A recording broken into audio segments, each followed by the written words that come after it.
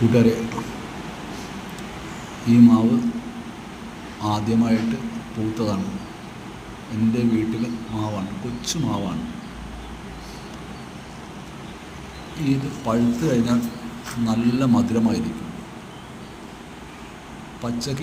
പച്ചക്കാണെങ്കിൽ 6 പുളിയൻ മാങ്ങയാണ്.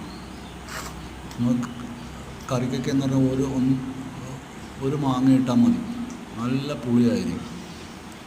ഈ മാങ്ങയുടെ പേര് ചന്ദ്രക്കാരൻ എന്നാണ്.